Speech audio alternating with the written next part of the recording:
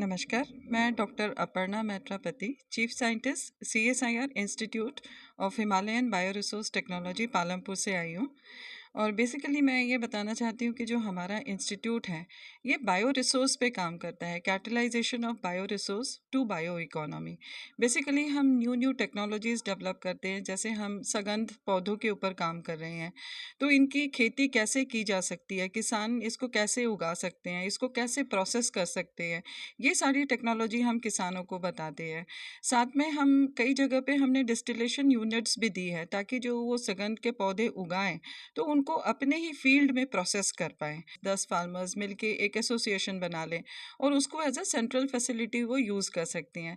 फिर हमारी कोशिश ये भी रहती है कि उनको मार्केट से जोड़ा जाए, ताकि उनके जो प्रोडक्ट हैं, एसेंशियल ऑयल्स हैं, वो मार्केट तक पहुँचे और वापस में किसानों को कुछ मतलब इकोनॉमिक बेनिफिट मिले। तो ये हमारा एक मिशन रहता है। इसी तरह हम फ्लोरिकल्चर पे काम कर रहे हैं, जैसे फूलों की खेती। वो कैसे कौन-कौन सी फूल किस-किस एरिया में हो सकती है, उनके उच्च किस्म के जो पौधे हैं, वो हम फार्मर्स को देते हैं। फिर नई-नई किस्म हम खुद डेवलप करते हैं। तो हमें ये बताते हुए बहुत खुशी है कि जो भारत में, इंडिया में ट्यूलिप के कल्टीवेशन को हमने बहुत बड़े पैमाने पे शुरू किया है और किसानों को जो है नए-नए फूलों के किस्म को देते हैं और उनको सिखाते हैं कि कैसे उनकी मार्केटिंग वगैरह कर सकते हैं। इसी तरह जो स्वीटनर है, नेचुरल स्वीटनर, मतलब हमें शुगर्स के कंजम्पशन तो आजकल सब लोग मतलब हेल्थ के प्रति काफ़ी कॉन्शियस हो गए हैं, तो उसको धीरे-धीरे कम कर रहे हैं। बट नेचुरल क्या-क्या शुगर्स हो सकती हैं जो हेल्थ के लिए उतनी हानिकारक नहीं है, जैसे स्टीविया हो गया, मोंक फ्रूट हो गया, तो इनकी भी खेती हम पॉपुलराइज़ कर रहे हैं और फार्मर्स को अगेन प्लांटिंग मटीरियल भी देते हैं, प्रोसेसिंग टेक्नोलॉजी भी बताते हैं उनको, और यहाँ पे इंडस्ट्री भी हमने अपने टेक्नोलॉजी से सपोर्ट्स के साथ न्यू टेक्नो इंडस्ट्री भी खोली है। तो ये बेसिकली किसानों की तरफ से हमारा काफ़ी मतलब जुड़ाव है। साथ में जो लैब्स में हमारे हैं, एडाप्टेशन फंडामेंटल रिसर्च करते हैं, फिर न्यू जीन्स निकालते हैं, प्रोटीन्स निकालते हैं, एंजाइम्स निकालते हैं, जो इंडस्ट्री के लिए बहुत मतलब लाभकारी हैं।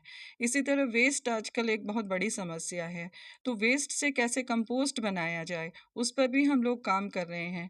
फिर ऐसे कौन-कौन से बैक्टीरिया है या जीवाणु है जो प्लास्टिक जैसे चीज़ों को गला सकती है, तो इसके ऊपर भी धीरे-धीरे काम चल रहा है, ताकि जो ये कूड़े के ढेर बने हुए हैं, उसको किसी तरह हम वैल्यू ऐड करें, उसको या तो कंपोस्ट करें, डिग्रेड करें, उससे ऐसे कुछ केमिकल्स निकालें, जो कि इंडस्ट्रियली इम्पोर्टेंट हो और हम इसको मतलब साफ़ वातावरण में रह सकें। और मैं एक कॉम्प्लीमेंट देना चाहती हूँ गुरु नानक देव यूनिवर्सिटी के बायोटेक्नोलॉजी डिपार्टमेंट को, कि उन्होंने एक बहुत ही इम्पोर्टेंट टॉपिक पे ये सिम्पोजियम रखा है, फ्यूल फॉर द फ्यूचर। क्योंकि आज हम सस्टेनेबल ग्रोथ की बात करते हैं, तो इम्पॉर्टेंट चीज़ होती है फ्यूल, और ऐसे फ्यूल्स होना चाहिए जो कि एनवायरनमेंट को पोल्यूशन ना क्रिएट करे। तो जैसे बायोफ्यूल हो गया, बायो प्रोसेसिंग हो गया, एग्रो प्रोसेसिंग वेस्ट को हम कैसे फ्यूल में कन्वर्ट कर सकते हैं, इसके ऊपर आज बहुत ही गहरी चर्चा चल रही है।